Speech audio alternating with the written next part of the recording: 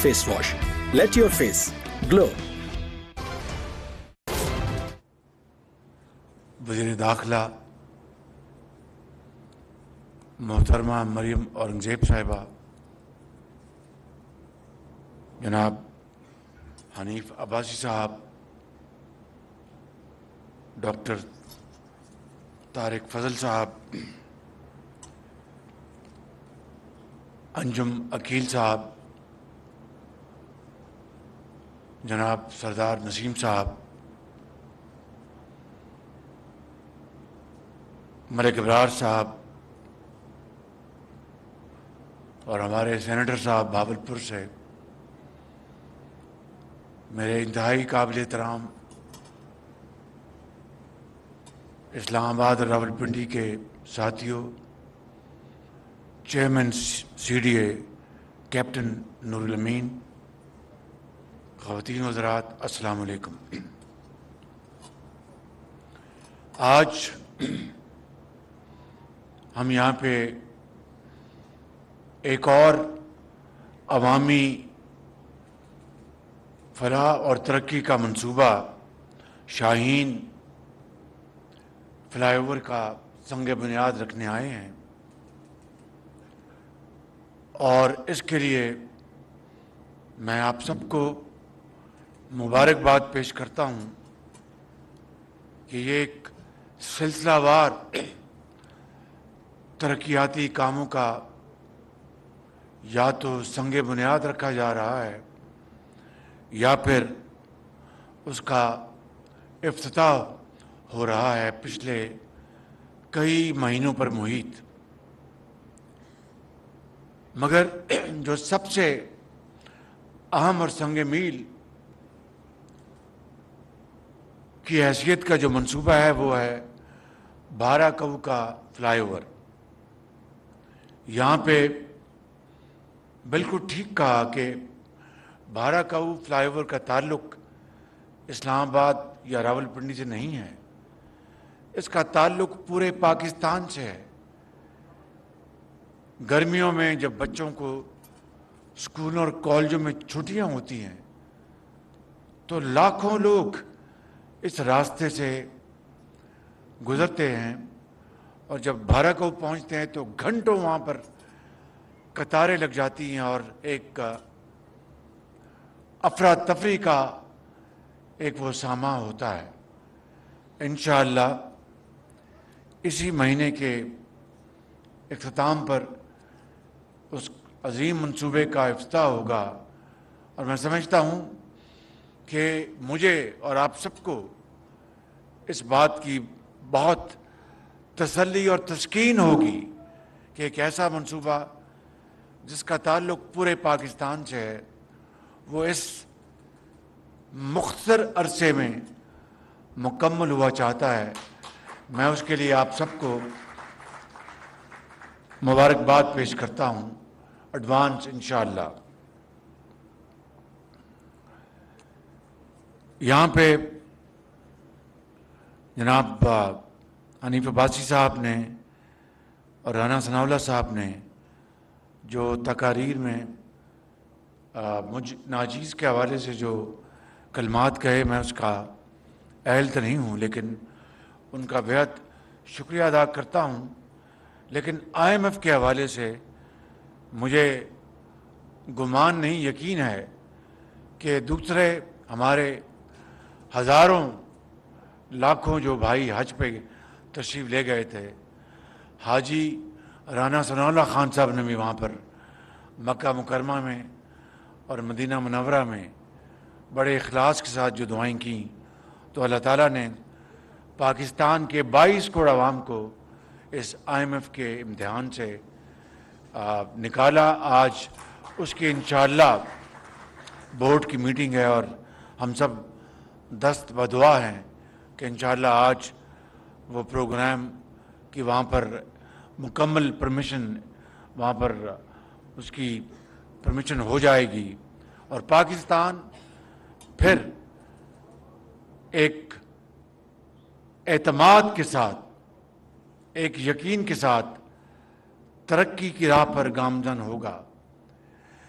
IMF کا programme کوئی ہمارے لیے کوئی حلوہ اور کھیر نہیں ہے، یہ بلکہ ایک بڑا سخت پروگرام ہے جو کہ ہم نے مجبوراً اس کو اڈاپٹ کیا۔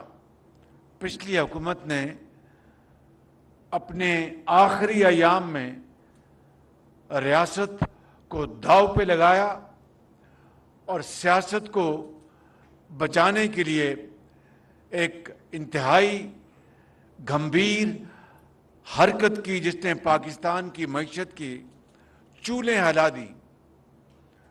ہم نے سیاست کو داؤ پہ لگایا اور ریاست کو بچایا۔ یہی فرق ہے نواز شریف کی سیاست کا اور اس PTI کے جو پردھان ہیں عمران نیازی، جو کہ پاکستان مخالفت، پاکستان دشمنی کے اوپر اترے ہوئے ہیں۔ نواز شریف نے اپنی سیاست کو داؤ پہ لگا دیا، پرواہ نہیں کی۔ اتحادی حکومت کے زعماء نے اپنی سیاست کو داؤ پہ لگا دیا، پرواہ نہیں کی۔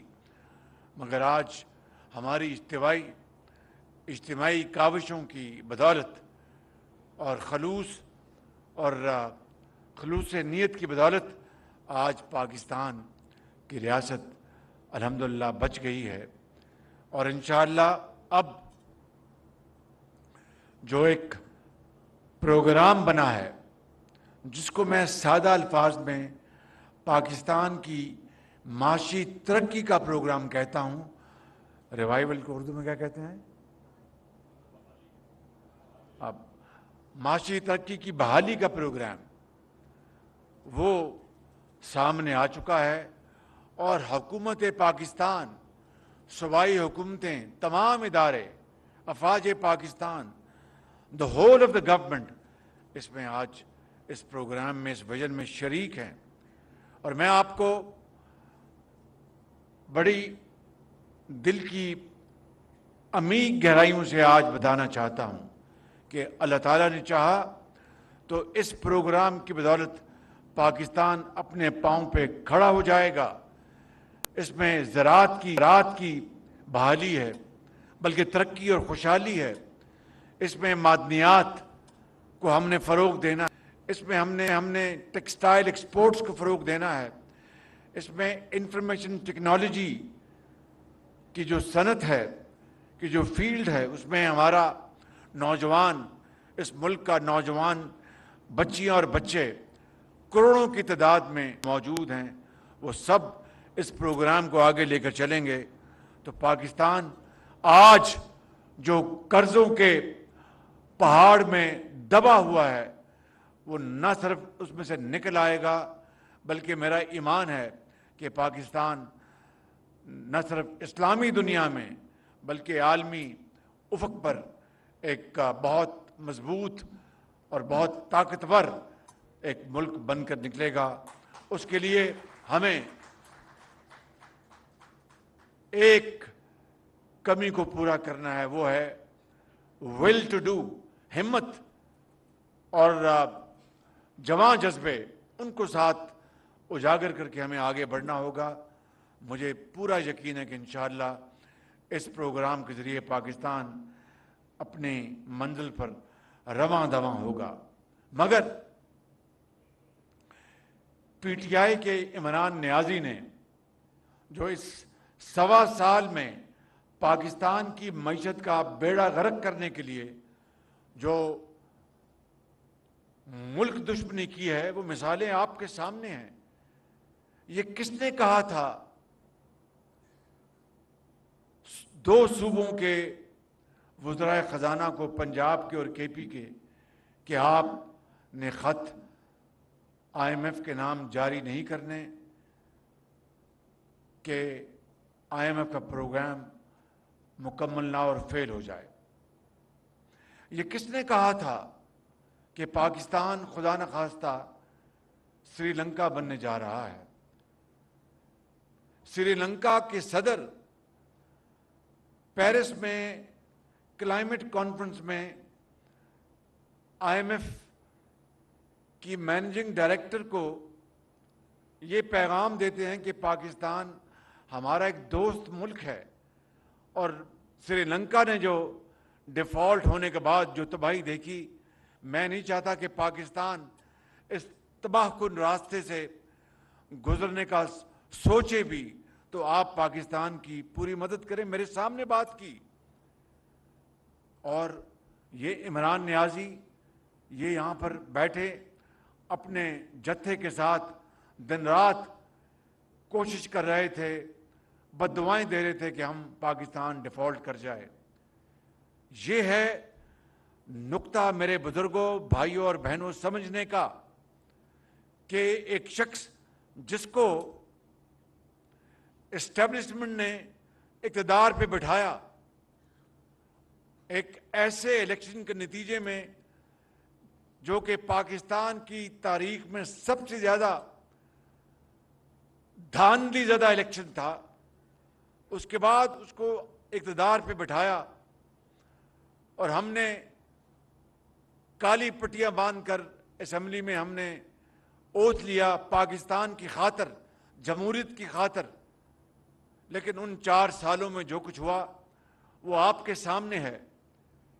1.25 سال مجھ ناچیز بطور وزیر اعظم یہ مخلوط حکومت 1.25 سال ہو چکا، اب 1 مہینہ رہ گیا ہماری یہ ٹرم پورے ہونے کے لیے۔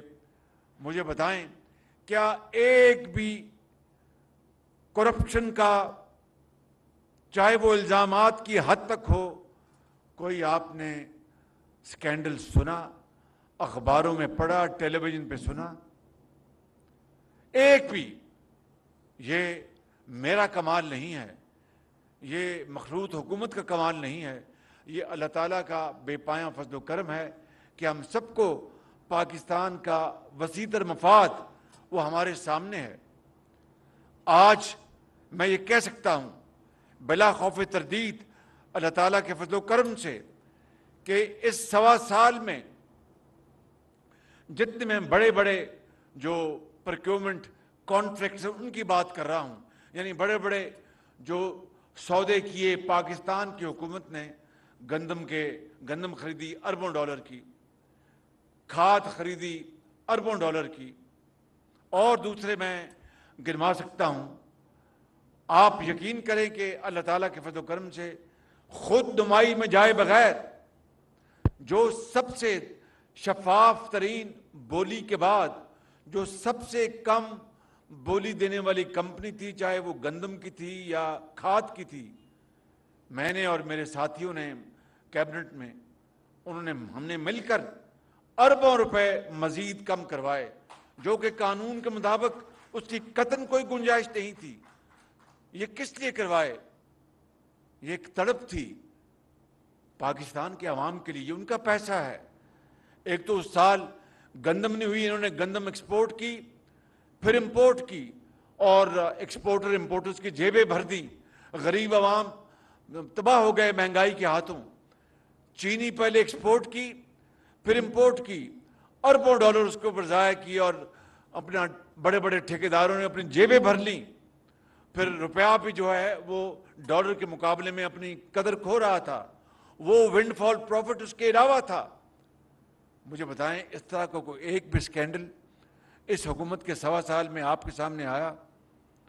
میں آپ کو ایک اور مثال دے کے یہ اپنا بات ختم کرتا ہوں، کیونکہ خود نمائی مقصد نہیں ہے، یہ بتانا مقصود ہے کہ جو عمران نیازی جو بڑے بڑے دعوے کرتا تھا اور پوری اپوزیشن کو دن رات چور اور ڈاکو کا منترا اس نے 4 سال چلایا، جس کو ٹیلی ویژن پر خوب گھمایا گیا، اخبارات میں گھمایا گیا، اور جگہوں پر بھی وہ گھومتا رہا یہ وہ منترا، اس شخص کے مقابلے میں اس حکومت نے 1.25 سال میں ابھی ہم نے چین کے ساتھ نیوکلیر پاور پلانٹ کا ایک اور سودا کیا ہے۔ یہ نواز شریف کے زمانے کے یہ بہت بڑی خدمت ہے نواز شریف کی، کہ پہلی مرتبہ یہ بڑے بڑے، اس سے پہلے بھی چھوٹے پلانٹس لگے تھے آج سے 60 کی دہائی میں 70 کی دہائی میں، لیکن یہ بڑے پلانٹس چین کے ساتھ یہ نواز شریف کی کی حکومت کا الحمدللہ بہت بڑی کامیابی ہے. تو اس زمانے میں جو نیوکلیر پلانٹس لگے, اسی زمانے میں یہ نیوکلیر پلانٹ جو اب جس کا ہم نے معاہدہ کیا ہے, اسی زمانے میں اس کا بات چیت بڑی کافی حد تک آگے بڑھی تھی. چین جو پاکستان کا ایک ہمارے برادر ممالک کی طرح بہترین دوست ہے, انہوں نے اس منصوبے کی قیمت, یہ بات 30 سیکنڈ میں آپ کے سامنے رکھ رہا ہوں, عام سادہ الفاظ میں سمجھا رہا ہوں کہ اس کی قیمت جو 2017-18 میں میاں نواز شریف نے طے کی تھی, اس سے ایک پائی زیادہ نہیں بڑھائی. ان 6 سالوں میں جو عالمی کساد بازاری تھی, یعنی انفلیشن جو ہوئی ہے دنیا میں, اس کا بھی 1% بھی انہوں نے چارج نہیں کیا. اور میری اور ہماری حکومت کی درخواست پر میں نے جب چین سے درخواست کی تو انہوں نے یقین کریں مہربانی کی اور 30 ارب روپیہ مزید کم کر دیا. میرے بزرگوں, بھائیوں اور بہنوں, مجھے بتاؤ اور قومی خدمت کیا ہوتی ہے؟ یہ کہ 4 سال چور ڈاکو کہتے رہیں اور خانہ کعبہ کی ماڈل کی گھڑی جیب میں ڈال لیں جو کہ کروڑوں روپے کی تھی.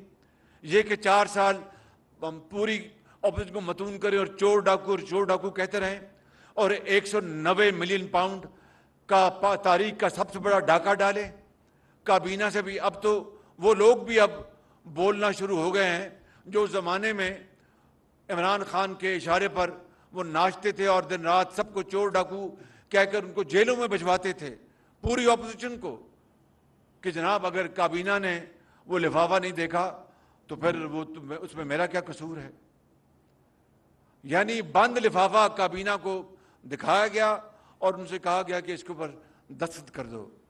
میرے بزرگوں, بھائیوں اور نوجوان ساتھیوں اور بہنوں, اگر خدا نہ خواستہ یہ نواز شریف کی حکومت نے اس طرح کی کبھی حرکت کی ہوتی یا میری حکومت نے, تو یہ چور ڈاکو کہنے والا یہ ہمیں چھوڑتا, یہ تو پوری دنیا میں ہمیں نشر کرتا کہ جناب 190 ملین پاؤنڈ کھا گئے ہیں. تو یہ 190 ملین پاؤنڈ بند لفافے میں کابینہ کو دکھایا گیا اور کہا کہ بس آپ ہاں کر دیں. 1-2 ایسے وزراء جن کے اندر پاکستان کی ابھی بھی دھڑکن تھی, حرکت تھی, انہوں نے کہا جی آپ بتائیں ہم اس میں ہے کیا. ان کے بس آپ اس کو عمران اس کو آپ سائن کر دیں. یہ تھی اس حکومت کی کارکردگی. کرمنل ان کی کرپشن اور ان کی بدترین لوٹ مار. وہ 190 ملین پاؤنڈ پاکستان کی حکومت کے خزانے میں آنا چاہیے تھا, وہ گیا سپریم کورٹ. مجھے بتائیں سپریم کورٹ حکومت ہے یا حکومت پاکستان حکومت ہے؟ مجھے بھائی آپ بتائیں نا ذرا مجھے. سپریم کورٹ تو ایک ادارہ ہے انصاف دینے والا, یہ بات درست ہے کہ نہیں؟ ان کے اکاؤنٹ میں پیسہ جانے کا کیا تک ہے؟ وہ تو پاکستان کے خزانے میں آنا چاہیے تھا. تو اتنے بڑے بڑے ڈاکے ڈالنے والے عمران نیازی نے 4 سال میں جو کچھ کیا وہ آپ کے سامنے ہے. آج اور 9 مئی کو جو کچھ ہو گیا وہ تو شاید کسی نے کبھی سوچا بھی نہیں تھا کہ دشمن بھی کبھی اس طرح کی حرکت کر سکتا ہے. بدقسمتی سے 9 مئی کا واقعہ بھی ہوا. اور اب کل آپ نے جو اسرائیل کا جو بیان آپ نے جو پڑھا بھی ہے اور سنا بھی ہے, جس کی پوری قوم آج اس کی بھرپور اس کی مذمت کر رہی ہے کہ اسرائیل میں فلسطین میں جو مسلمانوں کا جو 75 سال سے جو خون بہہ رہا ہے وہ کس کے ہاتھ پر وہ لہو ہے. بچوں کو, ماؤں کو, بیٹیوں کو شہید کیا گیا, ہزاروں کی تعداد میں دن رات ان کے اوپر راکٹ برستے ہیں اور وہ نہتے مسلمان وہ آسمان کی طرف دیکھتے ہیں کہ اے اللہ تعالیٰ یہ ظلم زیادتی کب ختم ہوگی. کس طرح ہزاروں بچوں کو یتیم کیا گیا وہاں پر, کس طرح ہزاروں ماؤں کو اپنا بیویوں کو بیوہ کیا گیا, کس طرح ہزاروں ماؤں کی گود سے ان کی گود خالی کی گئی اور ظلم کی انتہا کی گئی. اتنی انتہا کہ شاید تاریخ میں اس کی دوسری بدترین حالیہ تاریخ میں مثال نہیں ملتی. وہ اسرائیل کہتا ہے کہ جناب پاکستان میں اپنا جو ظلم زیادتی ہو رہی ہے، جو غلط کیسز بنائے جا رہے ہیں اور جو ناانصافی ہو رہی ہے وہ بند ہونی چاہیے۔ سب سے پہلی بات تو یہ ہے کہ اسرائیل کو اپنے خود گریباں میں جھانکنا چاہیے، اور دوسری بات کہ 9 مئی کا واقعہ اگر اسرائیل میں ہوتا تو وہ کیا وہاں پر تباہی کرتا ان لوگوں کی جنہوں نے وہاں پر اسرائیل کو اندر اس طرح کی حرکت کرتے۔ آئین اور قانون کے مطابق یہاں پر اس معاملے کو حل کیا جا رہا ہے۔ اگر یہی بات تھی تو پھر 6 جنوری 2021 کو جو کیپٹل ہل میں ہوا اور اس کے نتیجے میں جو سزائیں ملی، اسرائیل نے اس کے بارے میں کیوں نہیں بات کی؟ میرے نوجوان ساتھیوں، بزرگوں اور بہنوں، یہ ہے وہ سازش جس کے تانے بانے کہاں کہاں ملتے ہیں۔ میں قطعاً یعنی مذہبی رنگ دینا کسی چیز کو اس میں بلیو نہیں کرتا۔ قطعاً ہر ایک کو اپنے اپنے مذہب کے مطابق زندگی گزارنے کا اس کا حق ہے۔ اگر اسرائیل میں یہودی بستے ہیں تو وہ ضرور شوق سے اپنا جو ان کا مذہب اس کے مطابق زندگی گزاریں، لیکن ان کا مذہب بھی ان کو حق نہیں دیتا کہ وہ بے گناہ فلسطینیوں کا دن رات قتل عام کریں۔ لہٰذا پاکستان کے اندر اگر 9 مئی کو ایک تاریخ کی بدترین ایک حرکت ہوئی ہے اور دوست نما دشمنوں نے حرکت کی ہے، تو آئین اور قانون آج اس کا راستہ اپنا رہا ہے، تو ان کے پیٹ میں کیوں درد اٹھتا ہے؟ تو میں سمجھتا ہوں کہ ہر ایک کو اپنے اپنے ملک میں آئین اور قانون کے مطابق حق ہے کہ وہ انصاف کے مطابق فیصلے کرے۔ 9 مئی کا واقعہ یہ تاریخ کا سیاہ ترین دن ہے۔ یہ قوم کبھی اس کو بھلا نہیں پائے گی۔